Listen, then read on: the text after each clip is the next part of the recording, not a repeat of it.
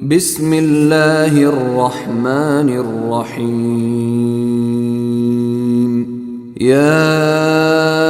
أيها الناس اتقوا ربكم الذي خلقكم من نفس واحدة وخلق منها زوجها وبث منهما رجالا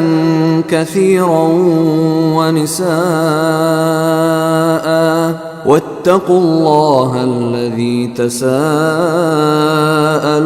به والأرحام، إن الله كان عليكم رقيبا. وآتوا اليتامى أموالهم ولا تتبدلوا الخبيث بالطيب، ولا تأكلوا أموالهم إلى أموالكم، إنه كان حوبا كبيرا. وإن خفتم ألا تقسطوا في اليتامى فانكحوا ما طاب لكم من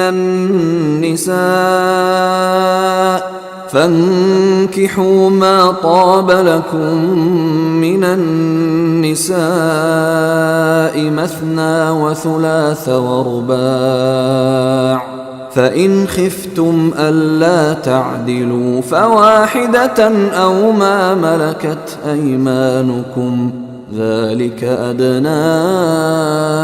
ألا تعولوا. وآتوا النساء صدقاتهن نحلة، فإن طبن لكم عن شيء منه نفسا فكلوه هنيئا مريئا. ولا تؤتوا السفهاء أموالكم التي جعل الله لكم قياما وارزقوهم فيها واكسوهم وقولوا لهم قولا معروفا. وابتلوا اليتامى حتى إذا بلغوا النكاح فإن آنستم منهم رشدا فادفعوا إليهم أموالهم، ولا تأكلوها إسرافا وبدارا أن يكبروا. ومن كان غنيا فليستعفف، ومن كان فقيرا فليأكل بالمعروف. فإذا دفعتم إليهم أموالهم فأشهدوا عليهم، وكفى بالله حسيبا. للرجال نصيب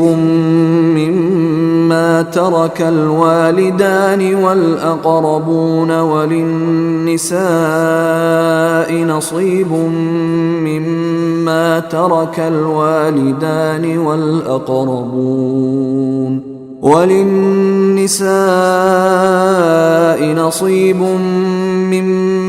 ترك الوالدان والأقربون مما قل منه أو كثر، نصيبا مفروضا. وإذا حضر القسمة أولو القربى واليتامى والمساكين فارزقوهم منه وقولوا لهم قولا معروفا. وليخشى الذين لو تركوا من خلفهم ذرية ضعافا خافوا عليهم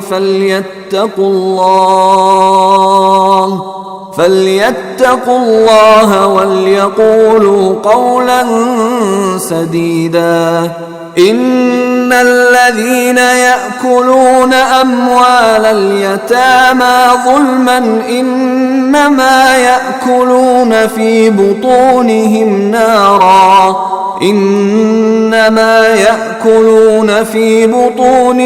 نارا وسيصلون سعيرا. يوصيكم الله في أولادكم للذكر مثل حظ الأنثيين فإن كن نساء فوق 2 فلهن ثلثا ما ترك وإن كانت واحدة فلها النصف ولأبويه لكل واحد منهما السدس مما ترك إن كان له ولد فإن لم يكن له ولد وورثه أبواه فلأمه الثلث فإن كان له إخوة فلأمه السدس من بعد وصية يوصي بها أو دين آباؤكم وأبناؤكم لا تدرون أيهم أقرب لكم نفعا فريضة من الله إن الله كان عليما حكيما ولكم نصف ما ترك أزواجكم إن لم يكن لهن ولد فإن كان لهن ولد فلكم الربع مما تركن من بعد وصية يوصين بها أو دين ولهن الربع مما تركتم إن لم يكن لكم ولد فإن كان لكم ولد فلهن الثمن مما تركتم من بعد وصية توصون بها أو دين وإن كان رجل يورث كلالة أو امرأة وله أخ أو أخت فلكل واحد منهما السدس فإن كانوا أكثر من ذلك فهم شركاء في الثلث من بعد وصية يوصى بها أو دين غير مضار وصية من الله والله عليم حليم تلك حدود الله ومن يطع الله ورسوله يدخله جنات تجري من تحتها الأنهار خالدين فيها وذلك الفوز العظيم ومن يعص الله ورسوله ويتعد حدوده يدخله نارا خالدا فيها وله عذاب مهين واللاتي يأتين الفاحشة من نسائكم فاستشهدوا عليهن 4 منكم فإن شهدوا فأمسكوهن في البيوت حتى يتوفاهن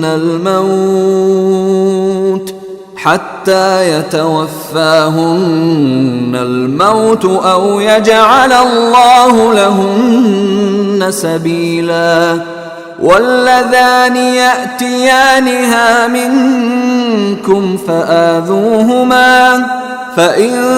تابا وأصلحا فأعرضوا عنهما إن الله كان توابا رحيما إنما التوبة على الله للذين يعملون السوء بجهالة ثم يتوبون من قريب فأولئك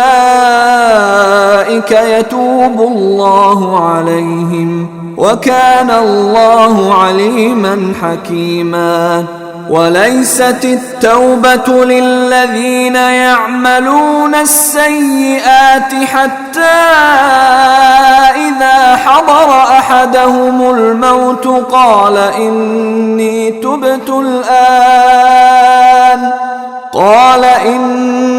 تبت الآن ولا الذين يموتون وهم كفار أولئك أعتدنا لهم عذابا أليما. يا أيها الذين آمنوا لا يحل لكم أن ترثوا النساء كرها ولا تعضلوهن لتذهبوا ببعض ما آتيتموهن إلا أن يأتين بفاحشة مبينة وعاشروهن بالمعروف فإن كرهتموهن فعسى أن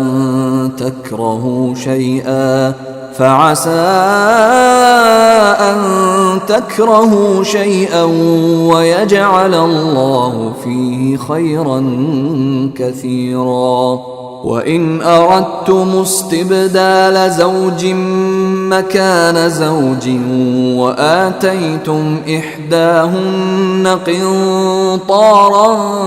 فلا تأخذوا منه شيئا أتأخذونه بهتانا وإثما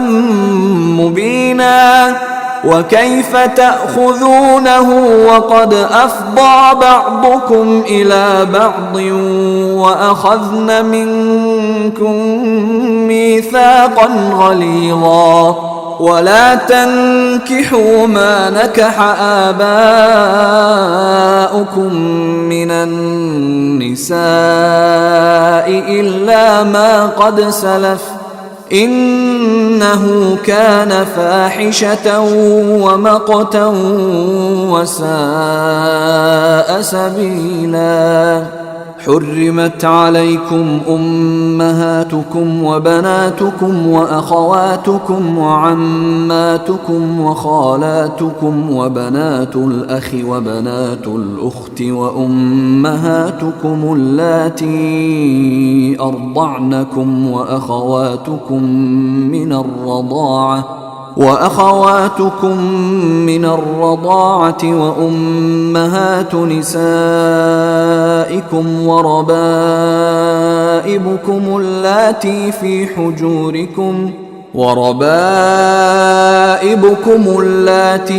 حجوركم من نسائكم اللاتي دخلتم بهن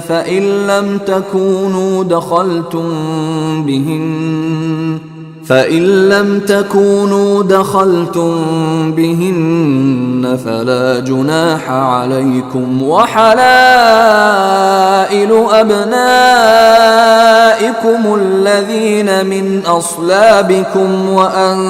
تجمعوا بين الأختين إلا ما قد سلف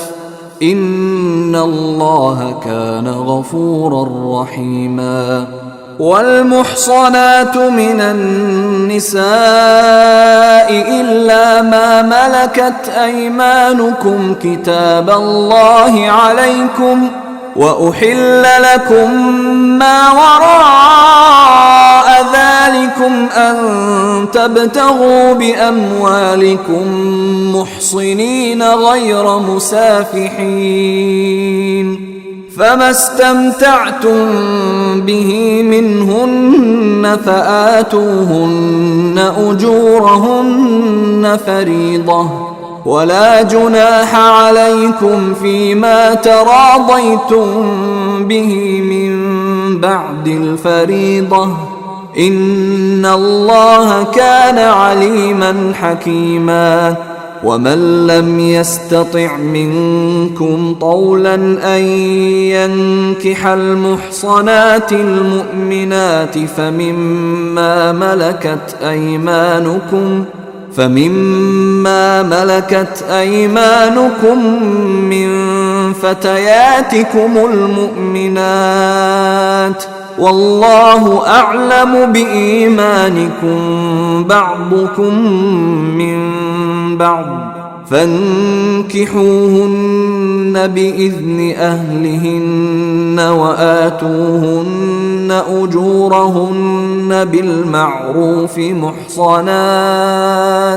محصنات غير مسافحات ولا متخذات أخدان فإذا أحصن فإن أتين بفاحشة فعليهن نصف ما على المحصنات من العذاب ذلك لمن خشي العنة منكم وأن تصبروا خير لكم والله غفور رحيم يريد الله ليبين لكم ويهديكم سنن الذين من قبلكم ويتوب عليكم والله عليم حكيم والله يريد أن يتوب عليكم ويريد الذين يتبعون الشهوات أن تميلوا ميلا عظيما يريد الله أن يخفف عنكم وخلق الإنسان ضعيفا يا أيها الذين آمنوا لا تأكلوا أموالكم بينكم بالباطل إلا أن تكون تجارة عن تراض منكم ولا تقتلوا أنفسكم إن الله كان بكم رحيما ومن يفعل ذلك عدوانا وظلما فسوف نصليه نارا وكان ذلك على الله يسيرا إن تجتنبوا كبائر ما تنهون عنه نكفر عنكم سيئاتكم وندخلكم مدخلا كريما ولا تتمنوا ما فضل الله به بعضكم على بعض للرجال نصيب مما اكتسبوا وللنساء نصيب مما اكتسبن واسألوا الله من فضله إن الله كان بكل شيء عليما ولكل جعلنا موالي مما ترك الوالدان والأقربون والذين عقدت أيمانكم فآتوهم نصيبهم إن الله كان على كل شيء شهيدا الرجال قوامون على النساء بما فضل الله بعضهم على بعض وبما أنفقوا من أموالهم فالصالحات قانتات حافظات للغيب بما حفظ الله واللاتي تخافون نشوزهن فعظوهن واهجروهن في المضاجع واضربوهن فإن أطعنكم فلا تبغوا عليهن سبيلا إن الله كان عليا كبيرا وإن خفتم شقاق بينهما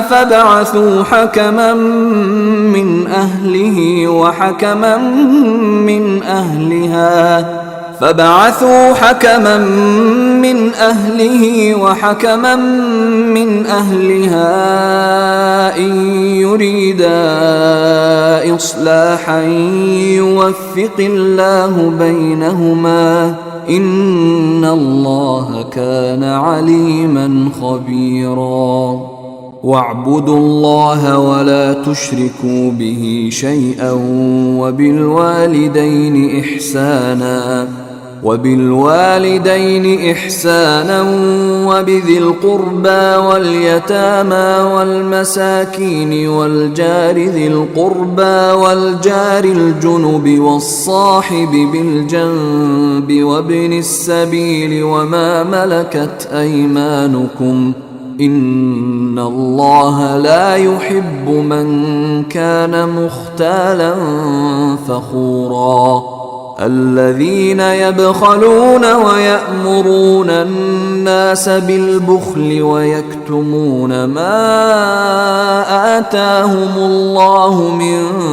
فضله وأعتدنا للكافرين عذابا مهينا والذين ينفقون أموالهم رئاء الناس ولا يؤمنون بالله ولا باليوم الآخر ومن يكن الشيطان له قرينا فساء قرينا وماذا عليهم لو آمنوا بالله واليوم الآخر وأنفقوا مما رزقهم الله وكان الله بهم عليما إن الله لا يظلم مثقال ذرة وإن تك حسنة يضاعفها ويؤت من لدنه أجرا عظيما فكيف إذا جئنا من كل أمة بشهيد وجئنا بك على هؤلاء شهيدا يومئذ يود الذين كفروا وعصوا الرسول لو تسوى بهم الأرض ولا يكتمون الله حديثا يا أيها الذين آمنوا لا تقربوا الصلاة وأنتم سكارى حتى تعلموا ما تقولون ولا جنبا إلا عابري سبيل حتى تغتسلوا وإن كنتم مرضى أو على سفر أو جاء أحد منكم من الغائط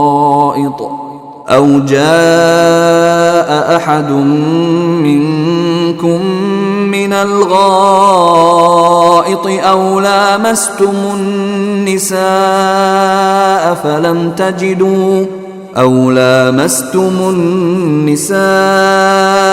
فلم تجدوا ماء فتيمموا صعيدا طيبا فامسحوا بوجوهكم وأيديكم إن الله كان عفوا غفورا ألم تر إلى الذين أوتوا نصيبا من الكتاب يشترون الضلالة ويريدون أن تضلوا السبيل والله أعلم بأعدائكم وكفى بالله وليا وكفى بالله نصيرا من الذين هادوا يحرفون الكلم عن مواضعه ويقولون سمعنا وعصينا واسمع غير مسمع وراعنا ليا بألسنتهم وطعنا في الدين ولو أنهم قالوا سمعنا وأطعنا واسمع وانظرنا لكان خيرا لهم وأقوم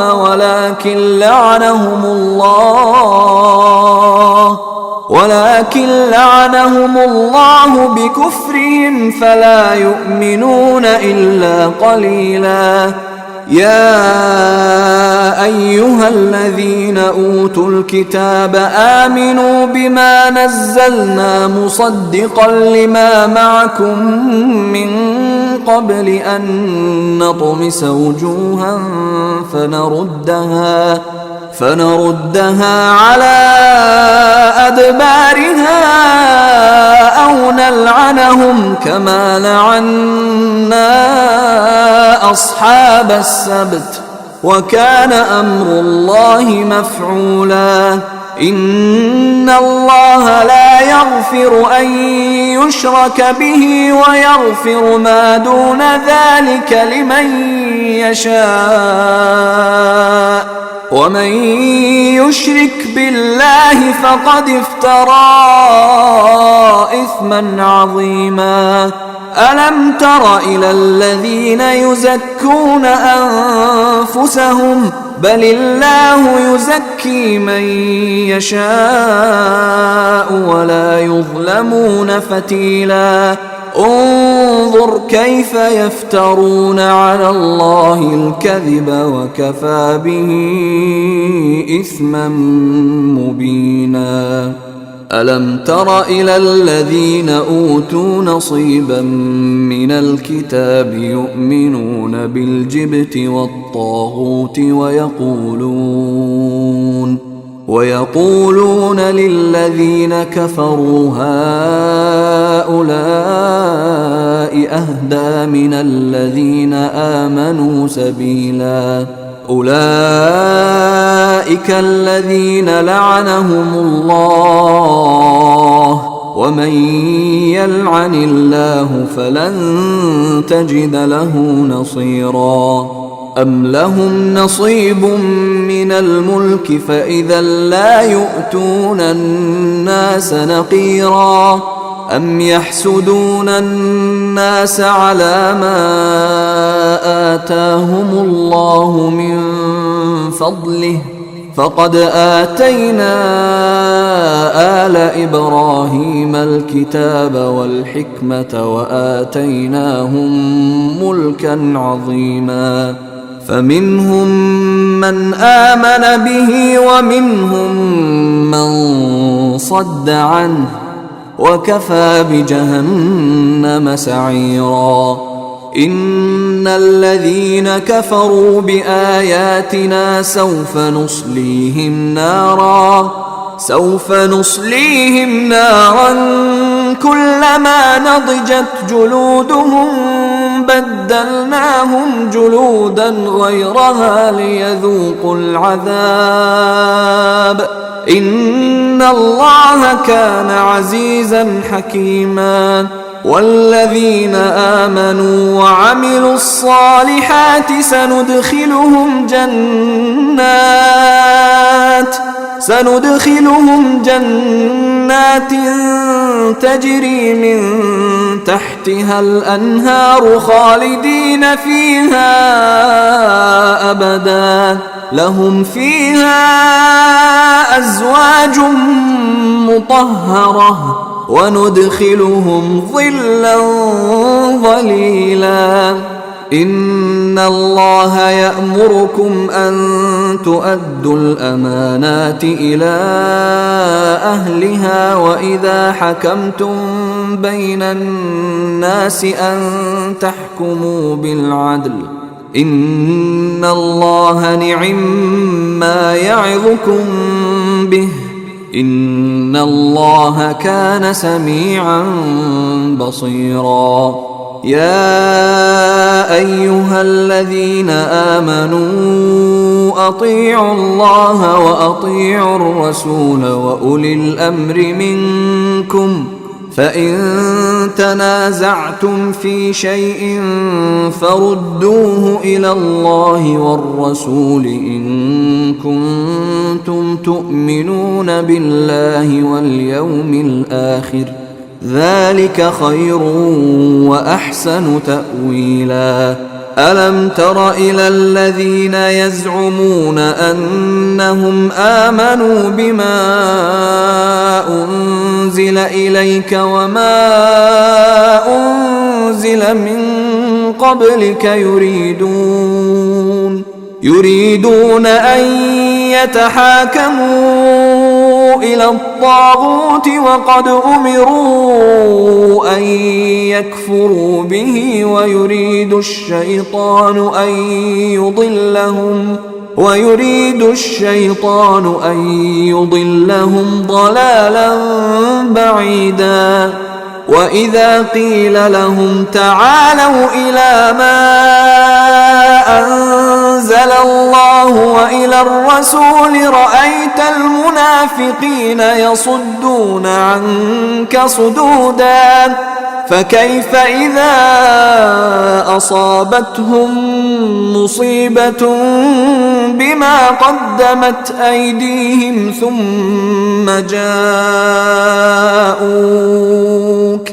ثم جاءوك يحلفون بالله إن أردنا إلا إحسانا وتوفيقا أولئك الذين يعلم الله ما في قلوبهم فأعرض عنهم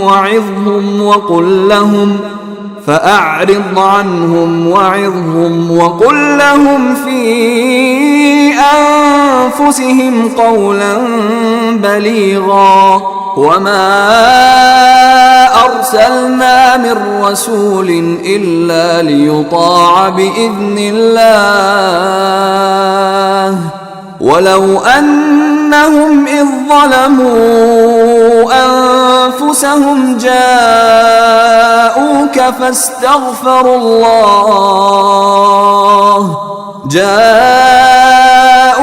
فاستغفروا الله واستغفر لهم الرسول لوجدوا الله توابا رحيما فلا وربك لا يؤمنون حتى يحكموك فيما شجر بينهم ثم لا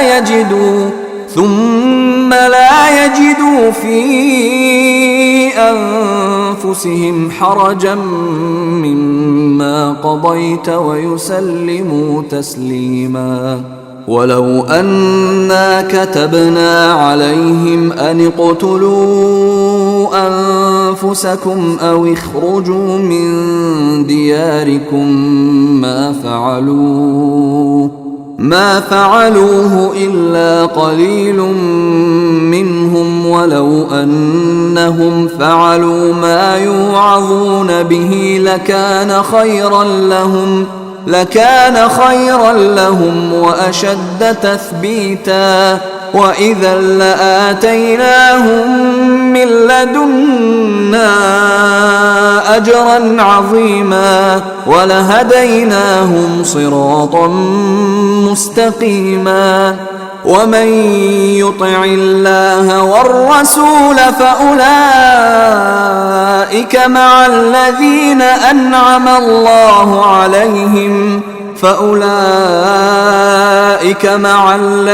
أنعم الله عليهم من النبيين والصديقين والشهداء والصالحين وحسن أولئك رفيقا ذلك الفضل من الله وكفى بالله عليما يا أيها الذين آمنوا خذوا حذركم فانفروا ثبات أو انفروا جميعا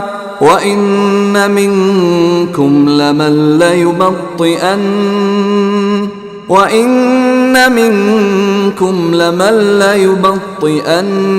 فإن أصابتكم مصيبة قال قد أنعم الله علي إذ لم أكن معهم شهيدا ولئن أصابكم فضل من الله ليقولن كأن لم تكن بينكم وبينه مودة يا ليتني كنت معهم فأفوز فوزا عظيما فليقاتل في سبيل الله الذين يشرون الحياة الدنيا بالآخرة ومن يقاتل في سبيل الله فيقتل أو يغلب فسوف نؤتيه أجرا عظيما وما لكم لا تقاتلون في سبيل الله والمستضعفين من الرجال والنساء والولدان الذين يقولون ربنا أخرجنا من هذه القرية الظالم أهلها واجعل لنا من لدنك وليا واجعل لنا من لدنك نصيرا الذين آمنوا يقاتلون في سبيل الله والذين كفروا يقاتلون في سبيل الطاغوت فقاتلوا أولياء الشيطان إن كيد الشيطان كان ضعيفا ألم تر إلى الذين قيل لهم كفوا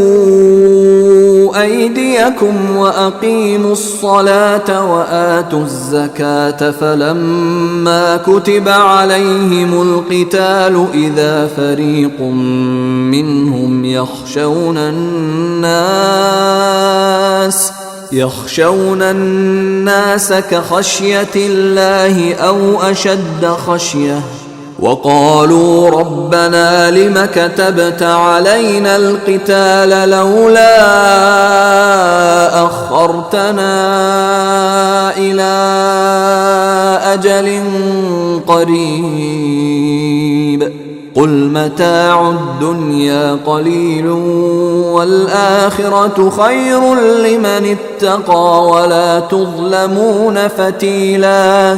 أينما تكونوا يدرككم الموت ولو كنتم في بروج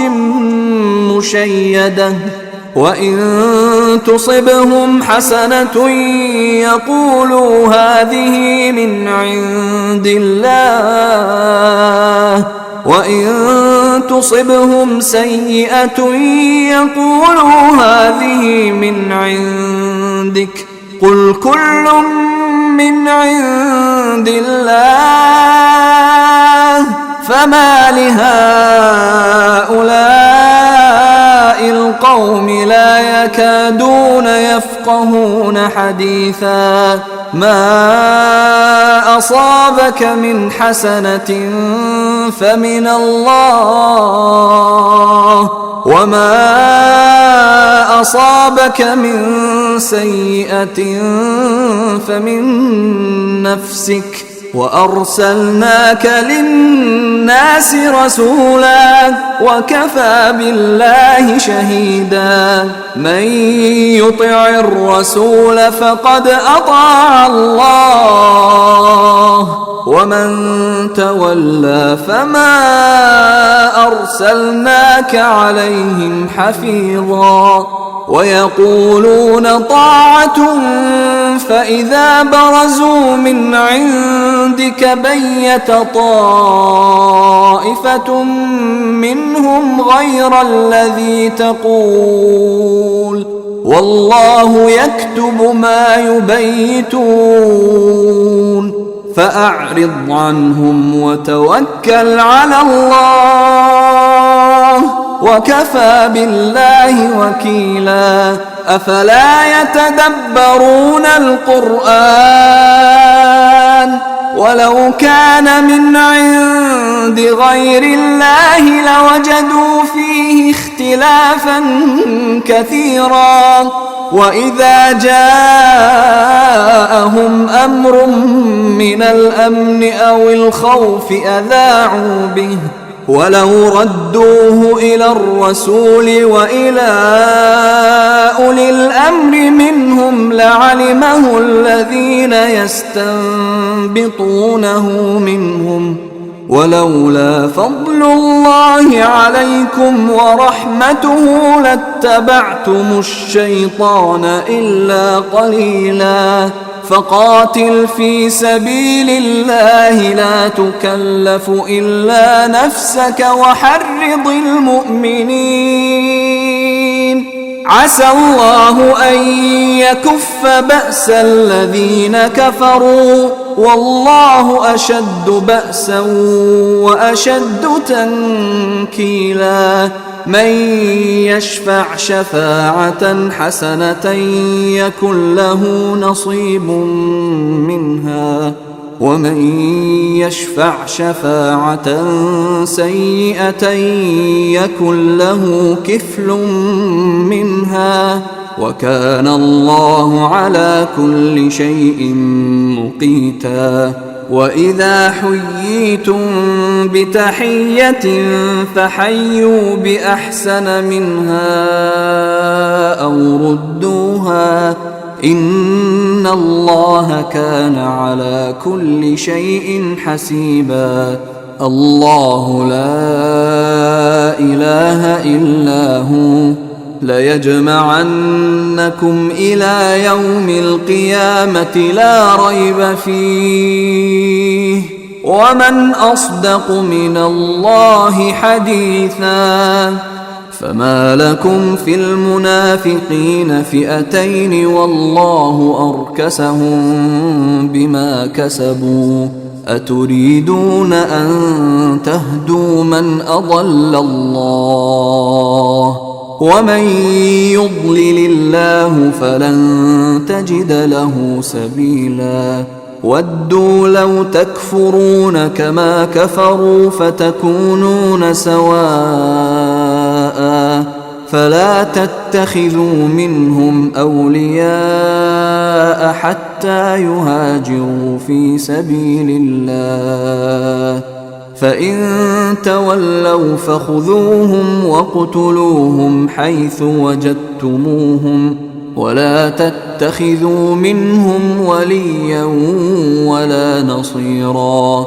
إلا الذين يصلون إلى قوم بينكم وبينهم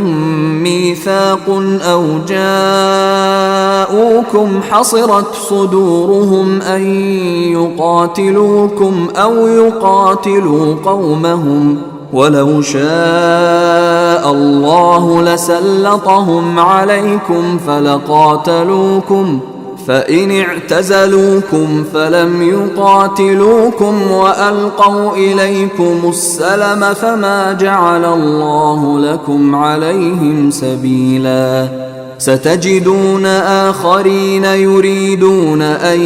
يأمنوكم ويأمنوا قومهم كلما ردوا إلى الفتنة أركسوا فيها فإن لم يعتزلوكم ويلقوا إليكم السلم ويكفوا أيديهم فخذوهم واقتلوهم حيث ثقفتموهم وأولئكم جعلنا لكم عليهم سلطانا مبينا وما كان لمؤمن أن يقتل مؤمنا إلا خطأ، ومن قتل مؤمنا خطأ فتحرير رقبة مؤمنة ودية مسلمة إلى أهله إلا أن يصدقوا، فإن كان من قوم عدو لكم وهو مؤمن فتحرير رقبة مؤمنة، وإن كان من قوم بينكم وبينهم ميثاق فدية مسلمة إلى أهله وتحرير رقبة مؤمنة، فمن لم يجد فصيام شهرين متتابعين توبة من الله، وكان الله عليما حكيما. ومن يقتل مؤمنا متعمدا فجزاؤه جهنم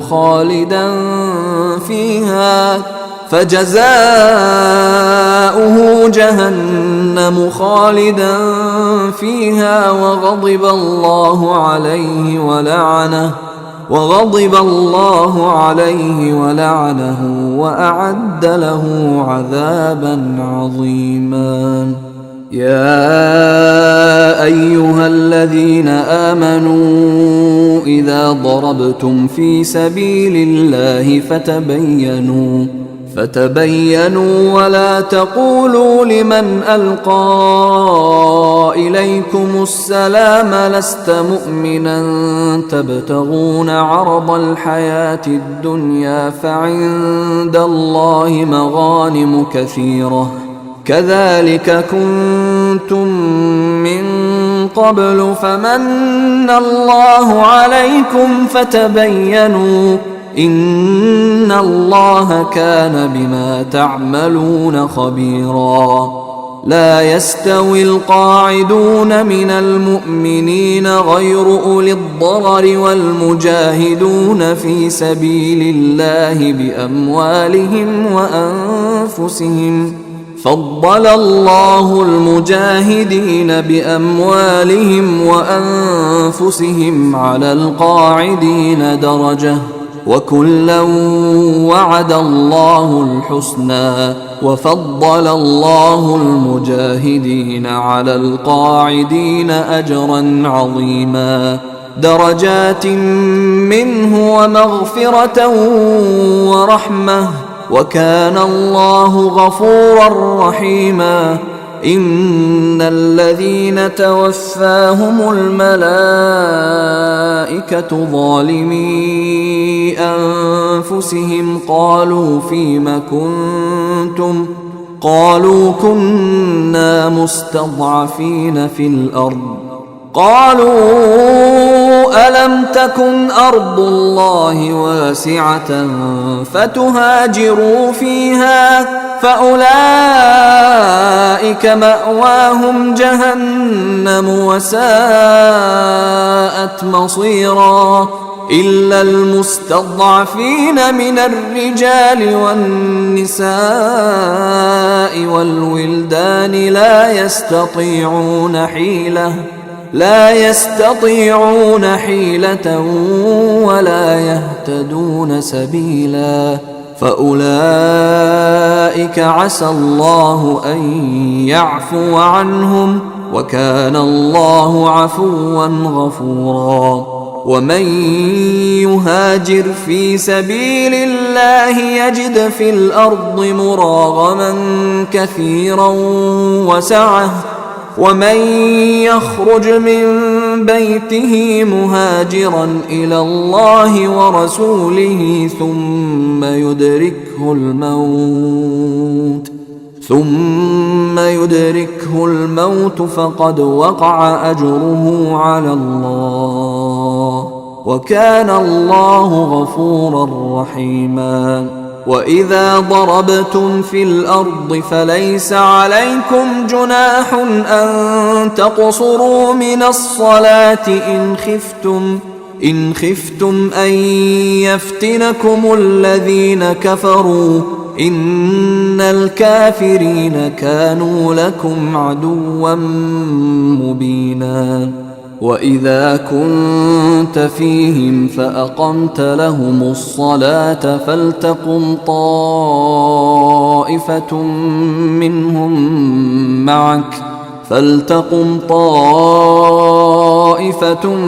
منهم معك وليأخذوا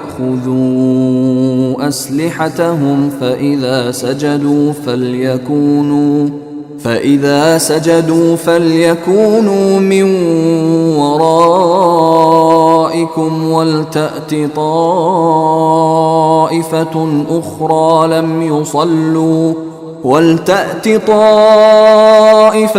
أخرى لم يصلوا فليصلوا معك وليأخذوا حذرهم وأسلحتهم. ود الذين كفروا لو تغفلون عن أسلحتكم وأمتعتكم فيميلون عليكم ميلة واحدة. ولا جناح عليكم إن كان بكم أذى من مطر أو كنتم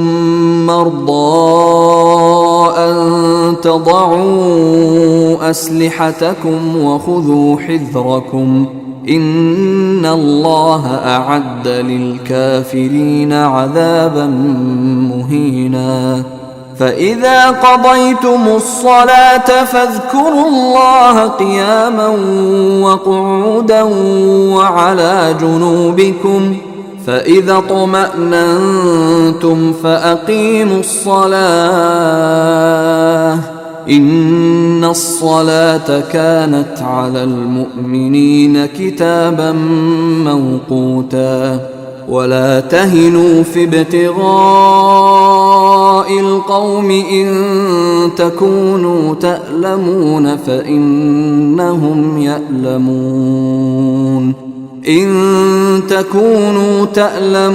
فإنهم يألمون كما تألمون وترجون من الله ما لا يرجون وكان الله عليما حكيما. إنا أنزلنا إليك الكتاب بالحق لتحكم بين الناس بما أراك الله ولا تكن للخائنين خصيما واستغفر الله إن الله كان غفورا رحيما. ولا تجادل عن الذين يختانون أنفسهم إن الله لا يحب من كان خوانا أثيما. يستخفون من الناس ولا يستخفون من الله وهو معهم إذ يبيتون ما لا يرضى من القول وكان الله بما يعملون محيطا. ها أنتم هؤلاء جادلتم عنهم في الحياة الدنيا فمن يجادل الله عنهم يوم القيامة أم من يكون عليهم وكيلا. ومن يعمل سوءا أو يظلم نفسه ثم يستغفر الله يجد الله غفورا رحيما. ومن يكسب إثما فإنما يكسبه على نفسه وكان الله عليما حكيما. ومن يكسب خطيئة أو إثما ثم يرم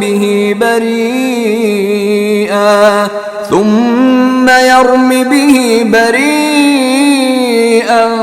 فقد احتمل بهتانا وإثما مبينا. ولولا فضل الله عليك ورحمته لهمت طائفة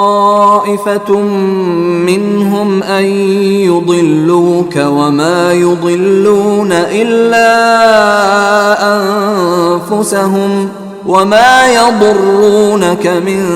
شيء. وأنزل الله عليك الكتاب والحكمة وعلمك ما لم تكن تعلم وكان فضل الله عليك عظيما. لا خير في كثير من نجواهم إلا من أمر بصدقة أو معروف أو إصلاح بين الناس ومن يفعل ذلك ابتغاء مرضات الله فسوف نؤتيه أجرا عظيما. ومن يشاقق الرسول من بعد ما تبين له الهدى ويتبع غير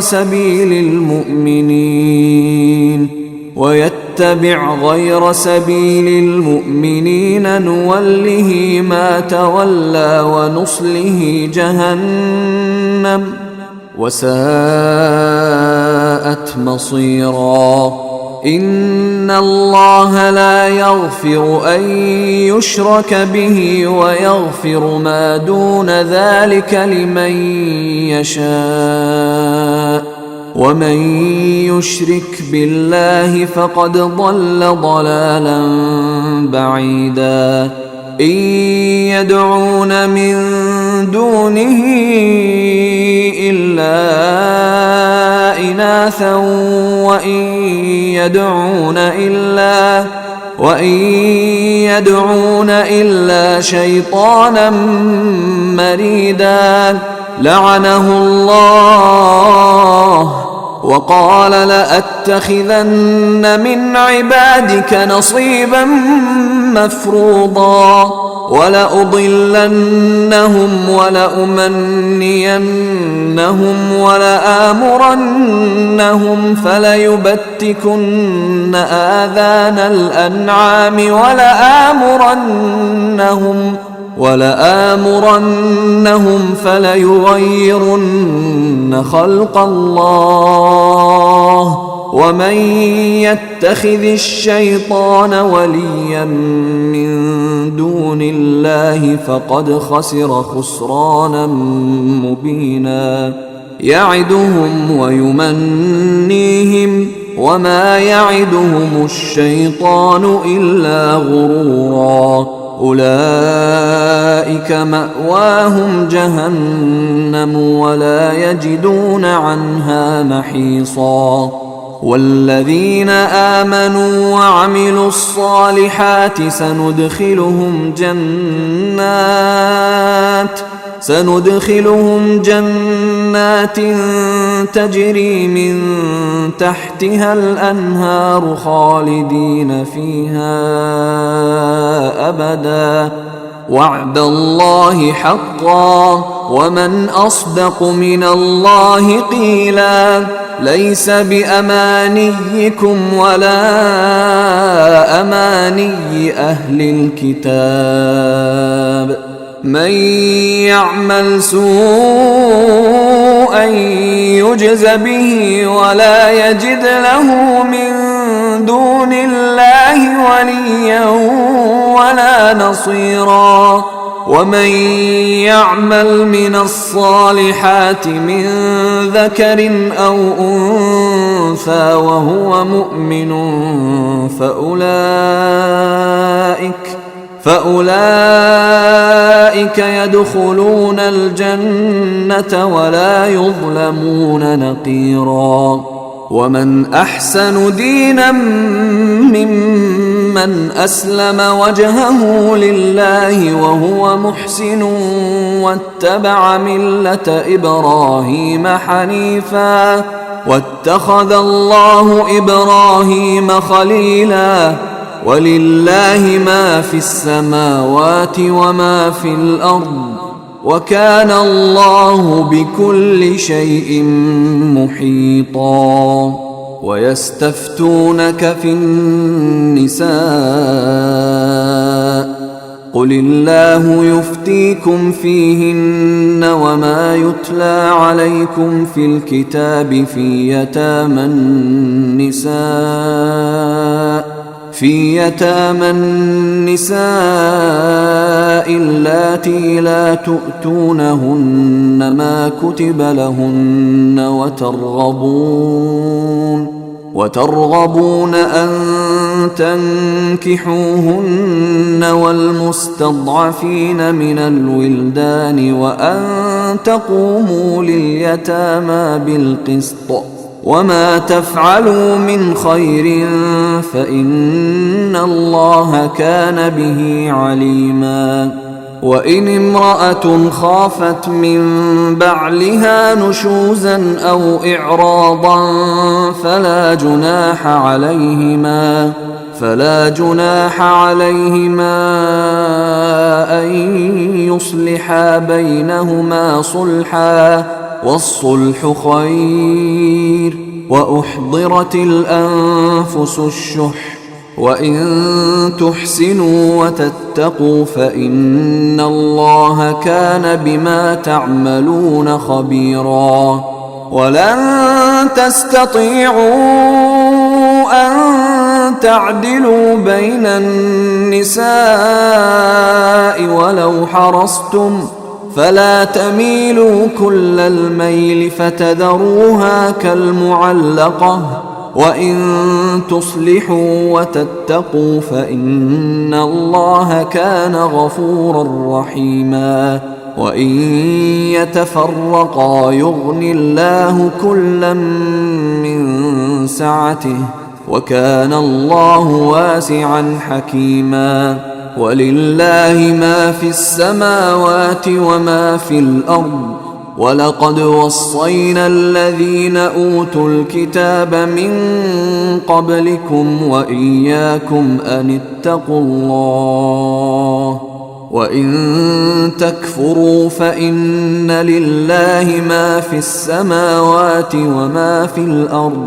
وكان الله غنيا حميدا ولله ما في السماوات وما في الأرض وكفى بالله وكيلا إن يشأ يذهبكم أيها الناس ويأت بآخرين وكان الله على ذلك قديرا من كان يريد ثواب الدنيا فعند الله ثواب الدنيا والآخرة وكان الله سميعا بصيرا يا أيها الذين آمنوا كونوا قوامين بالقسط شهداء لله ولو على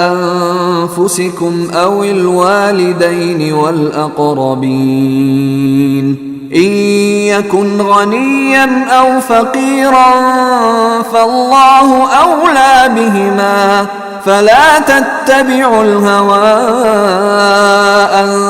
تعدلوا وإن تلووا أو تعرضوا فإن الله كان بما تعملون خبيرا يا أيها الذين آمنوا بالله ورسوله والكتاب الذي نزل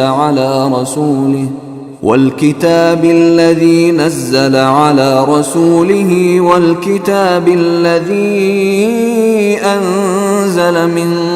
قبل ومن يكفر بالله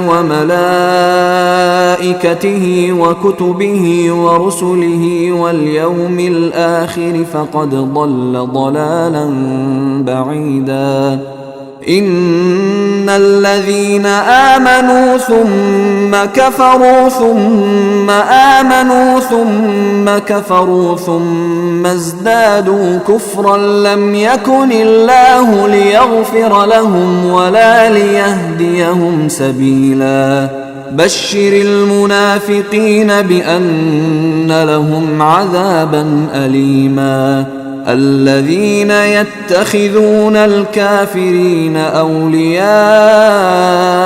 من دون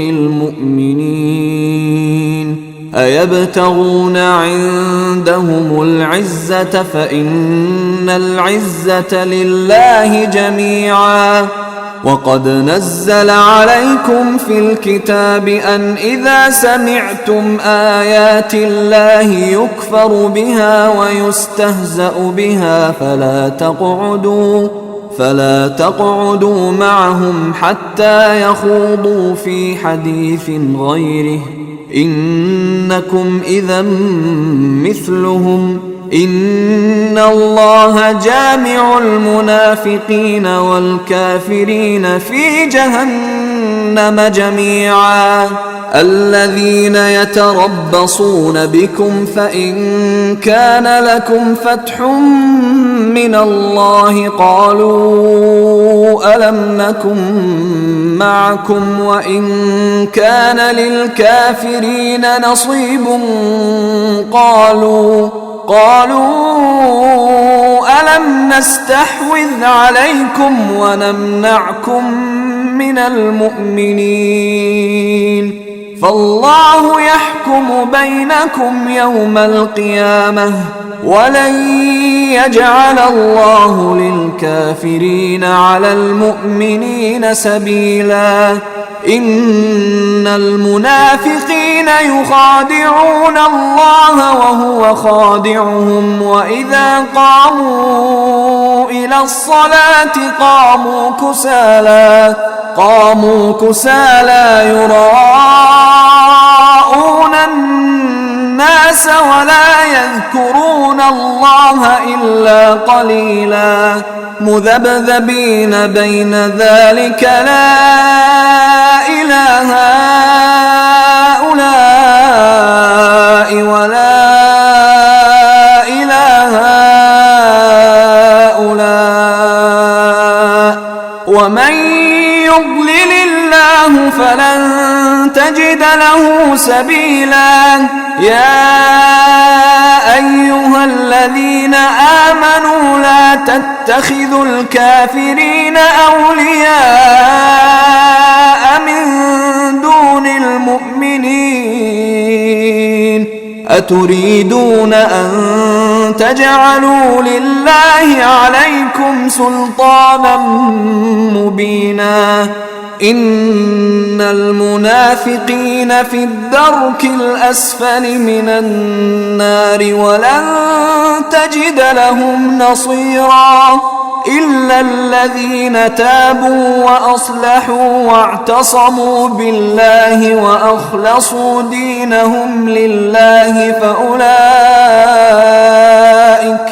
فأولئك مع المؤمنين وسوف يؤتي الله المؤمنين أجرا عظيما. ما يفعل الله بعذابكم إن شكرتم وآمنتم وكان الله شاكرا عليما. لا يحب الله الجهر بالسوء من القول إلا من ظلم وكان الله سميعا عليما. إن تبدوا خيرا أو تخفوه أو تعفوا عن سوء فإن الله كان عفوا قديرا. إن الذين يكفرون بالله ورسله ويريدون أن يفرقوا بين الله ورسله ويقولون نؤمن ببعض ونكفر ببعض ويريدون أن يتخذوا بين ذلك سبيلا أولئك هم الكافرون حقا وأعتدنا للكافرين عذابا مهينا والذين آمنوا بالله ورسله ولم يفرقوا بين أحد منهم أولئك سوف يؤتيهم أجورهم وكان الله غفورا رحيما يسألك أهل الكتاب أن تنزل عليهم كتابا من السماء فقد سألوا موسى أكبر من ذلك فقالوا أرنا الله جهرة فأخذتهم الصاعقة بظلمهم ثم اتخذوا العجل من بعد ما جاءتهم البينات فعفونا عن ذلك وآتينا موسى سلطانا مبينا ورفعنا فوقهم الطور بميثاقهم وقلنا لهم ادخلوا الباب سجدا وقلنا لهم لا تعدوا في السبت وأخذنا منهم ميثاقا غليظا فبما نقضهم ميثاقهم وكفرهم بآيات الله وقتلهم الأنبياء بغير حق وقولهم قلوبنا غلف بل طبع الله عليها بكفرهم فلا يؤمنون إلا قليلا وبكفرهم وقولهم على مريم بهتانا عظيما وقولهم إنا قتلنا المسيح عيسى ابن مريم رسول الله وما قتلوه وما صلبوه ولكن شبه لهم وإن الذين اختلفوا فيه لفي شك منه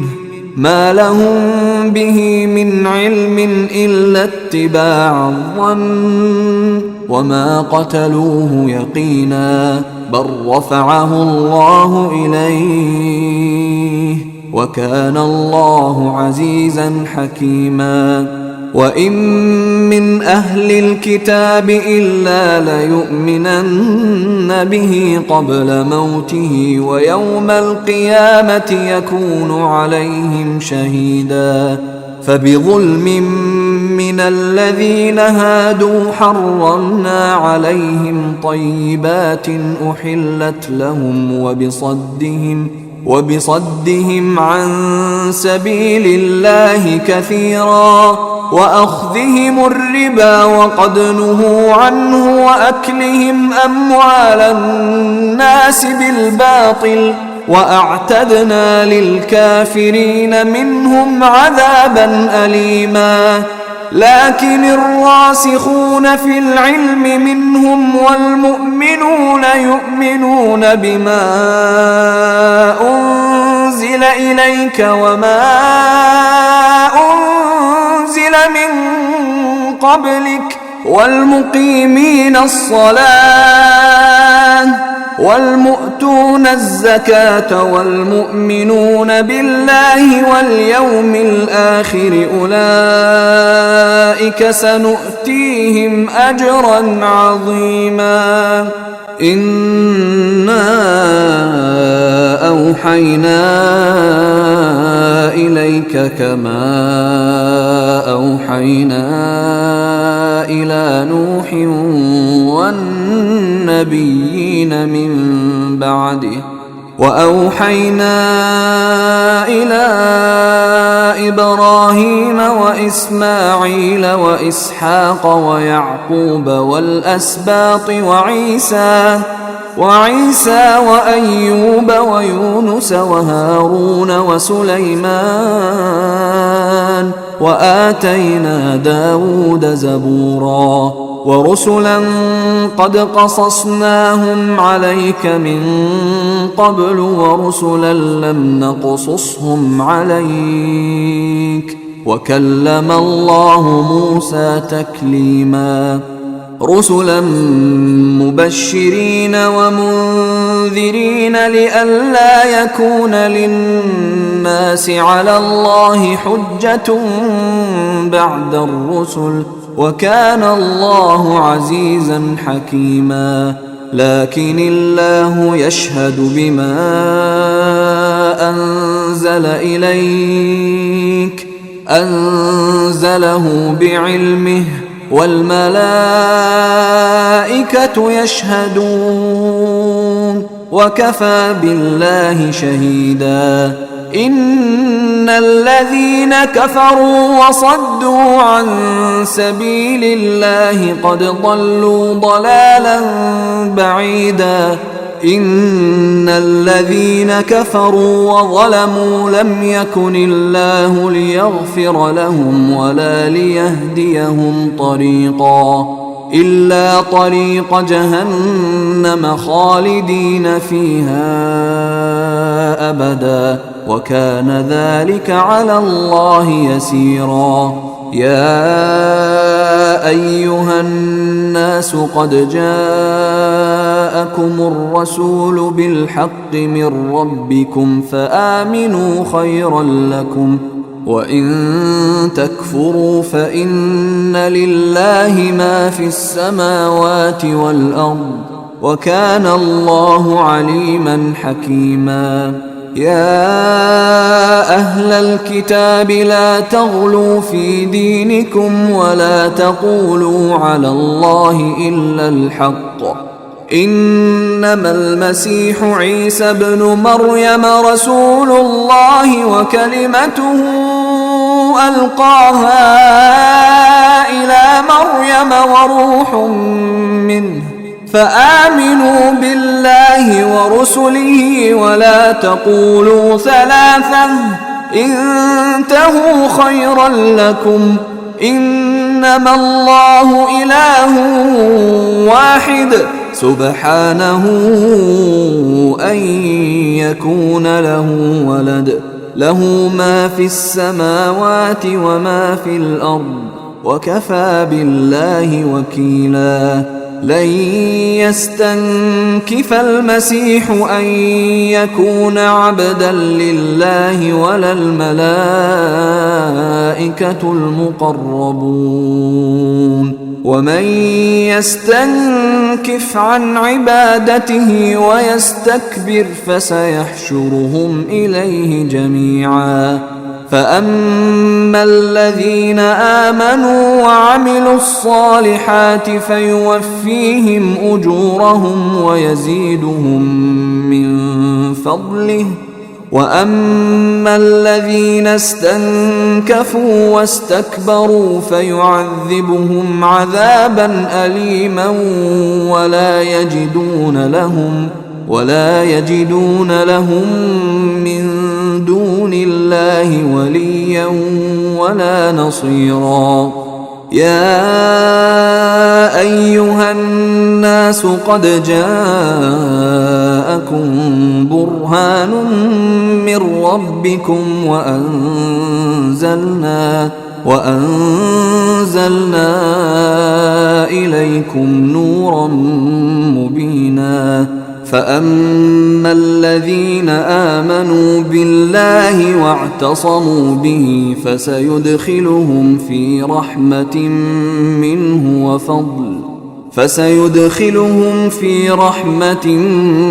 منه وفضل ويهديهم إليه صراطا مستقيما. يستفتونك قل الله يفتيكم في الكلالة إن امرؤ هلك ليس له ولد وله أخت فلها نصف ما ترك وهو يرثها إن لم يكن لها ولد فإن كانت اثنتين فلهما الثلثان مما ترك وإن كانوا إخوة رجالا ونساء فللذكر مثل حظ الأنثيين يبين الله لكم أن تضلوا والله بكل شيء عليم.